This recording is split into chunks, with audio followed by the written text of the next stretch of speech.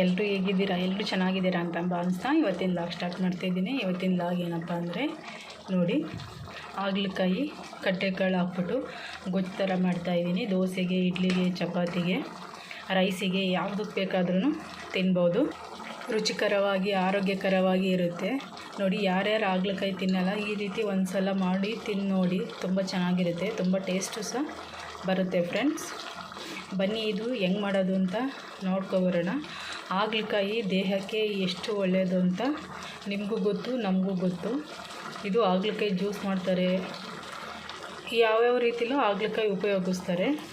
ಒಂದು ಸಲ ಈ ರೀತಿ ಉಪಯೋಗಿಸಿ ತಿಂದು ನೋಡಿ, ತುಂಬ ಚೆನ್ನಾಗಿರುತ್ತೆ ಫ್ರೆಂಡ್ಸ್. ಬನ್ನಿ ಇವಾಗ ಹೆಂಗೆ ಮಾಡೋದು ಅಂತ ನೋಡ್ಕೊಬರೋಣ.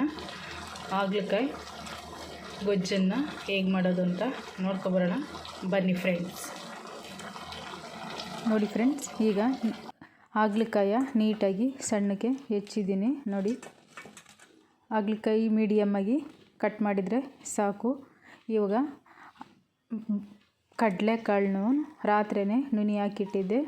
ನೋಡಿ, ಈಗ ಇದಕ್ಕೆ ಏನೇನು ಬೇಕು ಅಂತ ನೋಡ್ಕೊಬರೋಣ. ಬನ್ನಿ ಇವಾಗ ರುಬ್ಬಕ್ಕೆ ಏನೇನು ಬೇಕು ಅಂತ ನೋಡಿ. ಚಕ್ಕೆ, ಲವಂಗ, ಒಂದೇ ಏಲಕ್ಕಿ ಹಾಕಿದ್ದೀನಿ. ಮತ್ತು ಒಂದು ಸ್ವಲ್ಪ ಹುಣಸೆಹಣ್ಣು, ಬೆಳ್ಳುಳ್ಳಿ, ಶುಂಠಿ, ಒಂದೇ ಈರುಳ್ಳಿ ಇಷ್ಟನ್ನೂ ಹಾಕಿದ್ದೀನಿ. ಒಂದು ಸ್ವಲ್ಪ ಕೊತ್ತಂಬರಿ, ಒಂದು ಸ್ವಲ್ಪ ಅರಿಶಿಣ ಇಷ್ಟನ್ನೂ ಹಾಕ್ಬಿಟ್ಟು ನೀಟಾಗಿ ಮಿಕ್ಸಿ ಜಾರಿಗೆ ರುಬ್ಕೋಬೇಕು. ನುಣ್ಣಗೆ ಒಂದು ಸ್ವಲ್ಪ ನೀರು ಹಾಕ್ಬಿಟ್ಟು ರುಬ್ಕೊಳ್ಳೋಣ. ನುಣ್ಣಗೆ ರುಬ್ಬಬೇಕು. ಈಗ ಒಂದು ಕುಕ್ಕರ್ ಇಟ್ಟಿದ್ದೀನಿ. ಒಂದು ಕುಕ್ಕರಿಗೆ ಒಂದು ಸ್ವಲ್ಪ ಆಯಲ್ ಹಾಕಿ ಅದಕ್ಕೆ ಮಾಮೂಲಿ ಸಾಸಿವೆ, ಜೀರಿಗೆ, ಕರಿಬೇವು ಹಾಕಿದ್ದೀನಿ. ಮತ್ತು ನಾನು ಏನು ಮಿಕ್ಸಿಲಿ ರುಬ್ಬಿದೆ ಅದನ್ನು ಮಸಾಲನೂ ಅದಕ್ಕೆ ಸೇರಿಸೋಣ. ನೀಟಾಗಿ ಮಿಕ್ಸ್ ಮಾಡ್ಕೊಳ್ಳೋಣ. ಹಸಿ ವಾಸನೆ ಹೋಗೋವರೆಗೂ ಮಿಕ್ಸ್ ಮಾಡ್ಕೊಳ್ಳೋಣ. ಮತ್ತು ಇವಾಗ ಕಡಲೆಕಾಳನ್ನು ಅದರೊಳಗೆ ಸೇರಿಸೋಣ. ಕಡಲೆಕಾಳು ಒಂದು ಸ್ವಲ್ಪ ಹಸಿ ವಾಸನೆ ಹೋಗೋವರೆಗೂ ಹಾಕ್ಬಿಟ್ಟು ಇವಾಗ ನಾನು ಏನು ಕಟ್ ಮಾಡಿ ಇಟ್ಕೊಂಡಿದ್ದೆ ಹಾಗಲಕಾಯಿನೂ ಅದಕ್ಕೆ ಸೇರಿಸ್ಕೊಳ್ಳೋಣ. ಸೇರಿಸ್ಕೊಬಿಟ್ಟು ನೀಟಾಗಿ ಮಿಕ್ಸ್ ಮಾಡ್ಕೊಳ್ಳೋಣ. ಈಗ ನೋಡಿ, ನಾನಿಲ್ಲಿ ಒಂದೇ ಒಂದು ಟೊಮೊಟೊ ತೊಗೊಂಡಿದ್ದೀನಿ. ನಾನು ಹುಣಸೆಹಣ್ಣು ಹಾಕಿದ್ದೀನಲ್ಲ, ಅದಕ್ಕೆ ಇಲ್ಲಿ ಒಂದೇ ಒಂದು ಟೊಮೊಟೊವನ್ನು ಹಾಕಿ ಕಟ್ ಮಾಡಿಬಿಟ್ಟು ಇದಕ್ಕೂ ಸಹ ಸೇರಿಸ್ತಾ ಇದ್ದೀನಿ. ನೀಟಾಗಿ ಮಿಕ್ಸ್ ಮಾಡ್ಕೊಳ್ಳೋಣ. ಇದಕ್ಕೆ ಸ್ವಲ್ಪ ಅಚ್ಚ ಖಾರ ಪುಡಿ ಒಂದು ಸ್ಪೂನು, ಇಲ್ಲಾಂದರೆ ಒಂದು ಕಾಲು ಸ್ಪೂನ್ ಬೇಕಾಗುತ್ತೆ. ಏಕೆಂದರೆ ನಿಮಗೆ ಖಾರ ಬೇಕು ಅಂದರೆ ಒಂದು ಕಾಲು ಸ್ಪೂನ್ ಹಾಕ್ಕೊಳ್ಳಿ, ಇಲ್ಲಾಂದರೆ ಒಂದು ಸ್ಪೂನ್ ಹಾಕಂದರೆ ಸಾಕು. ಒಂದು ಸ್ಪೂನು ಅಷ್ಟು ಧನಿಯಾ ಪೌಡರನ್ನು ಹಾಕ್ತಾಯಿದ್ದೀನಿ. ನೀಟಾಗಿ ಮಿಕ್ಸ್ ಮಾಡ್ಕೊಳ್ಳೋಣ.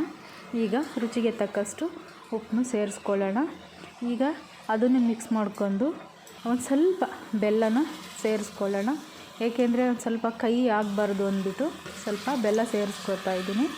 ಮತ್ತು ನೀರು ಇವಾಗ ಅದಕ್ಕೆ ಎಷ್ಟು ಬೇಕು ಬೇಯೋಕ್ಕೆ ಅಷ್ಟನ್ನು ಕೂಡ ನೀರು ಸೇರಿಸ್ತಾ ಇದ್ದೀನಿ. ನೋಡಿ, ಸೇರಿಸಾದ್ಮೇಲೆ ಇವಾಗ 1-2-3 ವಿಷಲ ತೆಗ್ಸೋಣ.